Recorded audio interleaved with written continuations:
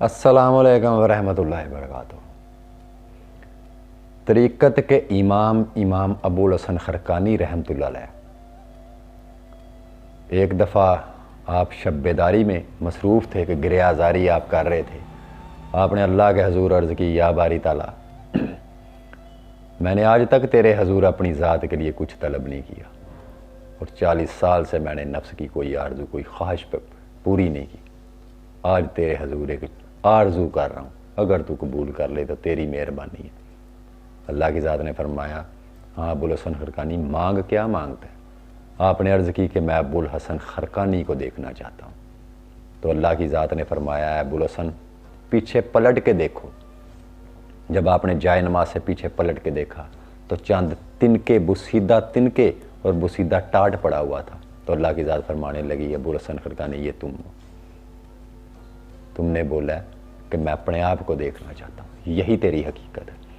तो आपने अर्ज़ किया, या बारी ताला, वो मेरे मुकामात, मेरे वो दर्जे, मेरी वो रूहानियत, मेरे वो मरातब, मेरा वो ज़ुहद, मेरा वो मुजाहदा, मेरी वो रियाज़तें, मेरी वो शब्बेदारियाँ, मेरी गिरयाज़ारी, मेरे आंसू और वो मेरा मुशाहदा, मेरी वो कैफियत, वो सारा कुछ किधर गया? तो अल्लाह की ज़ात फरमाने लगी, अबुल हसन खरकानी, वो सारा कुछ मेरा था, तेरा अपना अब कुछ नहीं था। तेरे दिल में अपनी मोहब्बत का दर्द मैंने डाला, तेरी आंखों में अपने शौक़ के आंसू मैंने दिए, तुम्हें इधर शब्बेदारी के लिए बैठने के लिए सेहत मैंने दी, मैंने तुम्हें अपने ज़िक्र की तौफीक दी, अपने दीन पर चलाने की तौफीक मैंने अता की। ये सारी चीज़ें तो मेरी थीं। वो मुकामात जो तुमने देखे, वो मुकामात सारे मेरे थे, वो तेरे मुकामात नहीं थे। वो मुशाहदा जो तुमको हासिल हुआ, वो मुशाहदा तो मेरा ही था, क्योंकि मैं अपने आप को मुझे देखने के लिए मेरे सिवा कोई और नहीं देख सकता। तो वो जो देखा तुमने, वो दर हकीकत मैंने ही अपने आप को देखा। तेरी यो हसीयत यही है, तू यही है, तो यही तेरी हकीकत है। ये बहुत बड़ा सबक है। इसका तज़किरा कश्फुल महजूब में भी है, तज़किरतुल औलिया में भी है। तो वो लोग जिनको अल्लाह की ज़ात ने अपनी मोहब्बत और दर्द से नवाजा है। ये अक्सर लोग कहते हैं ना जी कि मैंने इस रास्ते को मुंतखब किया, अल्लाह की राह पर मैं चला। हकीकत है कि ये इंसान मुंतखब नहीं करता, हमेशा अल्लाह की ज़ात उस बंदे को मुंतखब करती है जिसे अपने रास्ते पे चलाना चाह रही होती है। तो अल्लाह की ज़ात फरमाती है कुरान करीम में कि जिसे मैं चाहे हदायत दूँ, जिसे चाहे मैं गुमराह रहने दूँ, और कौन है उसको गुमराह करे जिसको मैं हदायत देना चाहूँ, और कौन है वो जिसको मैं गुमराह करना चाहूँ और उसके कोई हदायत दे दे। तो इसलिए ये जो लोग कहते हैं कि हमने अल्लाह के रास्ते में ये किया, हमने वो किया, हमने ये किया, मेरी इसमें बड़ी मेहनत है, तो ये सारे का सारा अल्लाह का फ़ज़ल होता है। इस फ़ज़ल को ज़ाया मत करें। और वो लोग जिनको वो अपनी मोहब्बत देता है, यकीन करें वो कभी उन लोगों का हाथ नहीं छोड़ता। ये अल्लाह की शान है। उन लोगों को कभी तनहा नहीं छोड़ता जो अल्लाह के मुतलाशी हैं। उन लोगों पर मुसीबतें, मसाइब, तकलीफ़ें, तंग दस्तियाँ, गुर्बत, फ़क्र फाका, परेशानियाँ ये कसरत में आती हैं। लेकिन अगर वो लोग ये ख्याल करते हैं कि उनका रब उनको भूल चुका है, तो ये उनकी भूल है। वो दर हकीकत इंसान के ज़र्फ़ को बढ़ा रहा होता है। वो गम और मुश्किलात जो हैं वो इंसान के अंदर सब्र पैदा कर रहे होते हैं। अल्लाह की ज़ात जो है वो उस शख्स की शख्सियत को, उसके किरदार को, उसकी एक बेस को तामीर कर रही होती है। इसी बारे में शेख अब्दुल कादिर जिलानी सरकार फरमाते हैं कि अल्लाह की ज़ात का निज़ाम ऐसा है कि वो जिस शख्स को अपने करीब करना चाहता है, पहले उस अमारत को जो है, यहाँ अमारत उस इंसान को बोला है, उस अमारत को गिरा देता है, बिल्कुल निस्तो नाबूद कर देता है। तो फिर उसको आज सरे नो जो है वो तामीर करता है।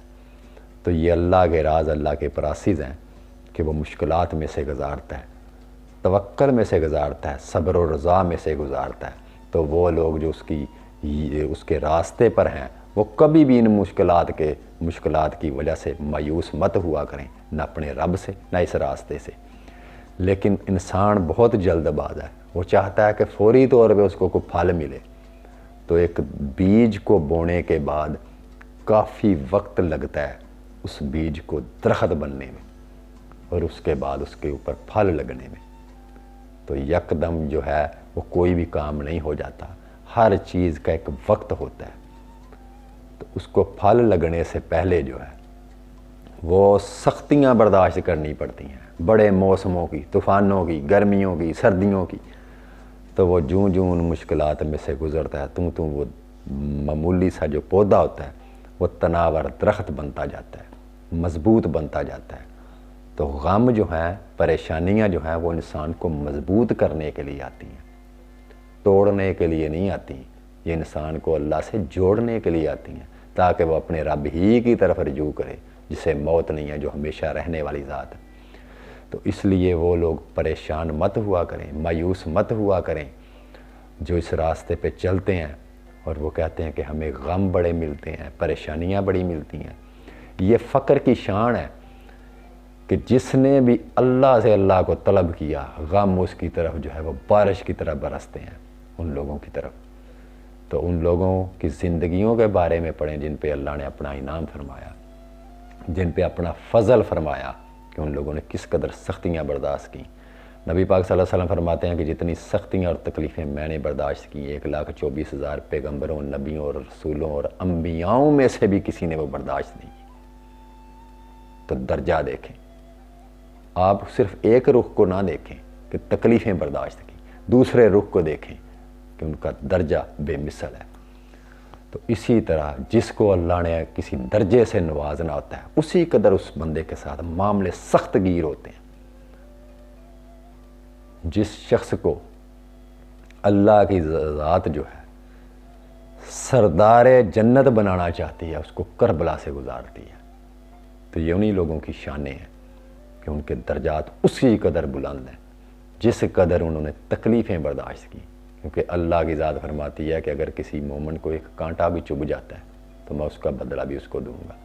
تو بے سبب کوئی تکلیفیں نہیں ملتی، اس کے اندر بڑے راز ہیں، بڑے درجات پوشیدہ ہیں.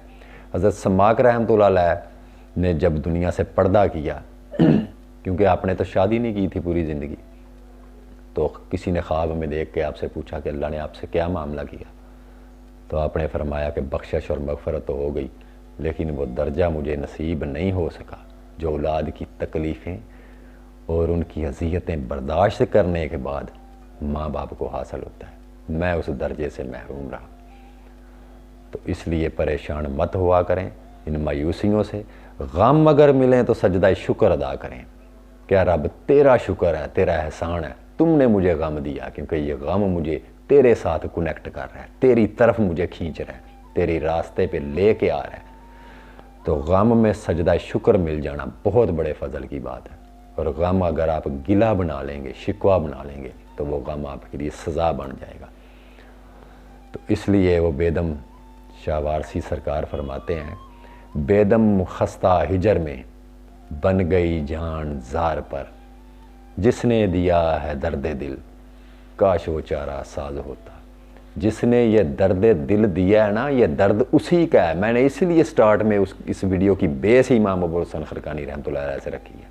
درد تو اس کا ہے، اب اس درد کا پاسباں وہ خود ہے. وہ اس کی حفاظت خود کرنی جانتا ہے آپ سے زیادہ بہتر. وہ اپنی امانت کو خود نبھانا جانتا ہے. آپ اس کی امانت کو اٹھا کے نہیں گھوم رہے یا اس کی امانت آپ نے نہیں اٹھائی. وہ اپنی امانت خود اٹھانے والا ہے اور اپنی امانت کی جو دیکھ بھال ہے وہ بھی کرنے والا خود ہے. تو اس لیے مایوس مت ہوا کریں.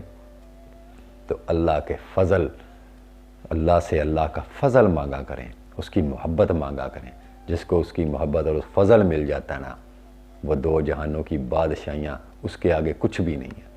مجھے ایک بزرگ ہیں، ان کا واقعہ یاد آ گیا کہ وہ فرماتے ہیں کہ اگر کوئی شخص اللہ کے قرب کو دیکھ لے، قرب کی لذت کو دیکھ لے، اس کے ہجر میں نکلنے والے آنسوؤں کو دیکھ لے، ان آنسوؤں کی لذت کو اگر کسی کو نصیب ہو، اس کی محبت کی پیورٹی اگر کسی کو نصیب ہو جائے، تو وہ 7 بادشاہیاں بھی اس کو مل رہی ہوں تو وہ 7 بادشاہیوں کے بدلے میں بھی اس کو وہ اپنا وہ درد 7 بادشاہیوں کے معاوضے میں بھی وہ فروخت نہ کرے.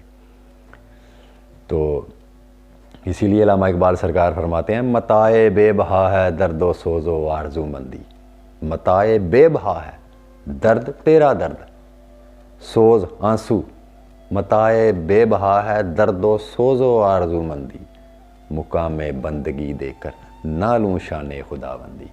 کیونکہ جو چیز عاجزی اور انکساری کے اندر ہے مولا وہ خدا بننے میں بھی نہیں ہے۔ تو اللہ کرے کسی کو وہ دولت نصیب ہو جائے۔ دعاؤں میں یاد رکھیے گا، اور اگر یہ چینل آپ کو اچھا لگتا ہے، سمجھتے ہیں کہ اس قابل ہے، تو اس میرے چینل کو زیادہ سے زیادہ شیئر کیا کریں، اور جن لوگوں نے ابھی تک میرے چینل کو سبسکرائب نہیں کیا وہ چینل کو بھی سبسکرائب کریں، اپنے دوست احباب میں یہ ویڈیوز شیئر کیا کریں۔ شاید آپ کے یہ اس پیغام کو جو میں نے اتنی محنت سے آپ کے لیے لے کے آتا ہوں، کسی کی رہنمائی کے لیے جو ہے وہ یہ ایک ذریعہ بن جائے، اور شاید وہ آدمی جو ہے وہ اس راستے کی طرف چل پڑے، اور اس کی وجہ سے شاید مولا مجھے بھی معاف کر دے، مجھ پہ بھی اپنا کرم کر دے۔ دعا میں یاد رکھیے گا۔ اللہ نگہبان۔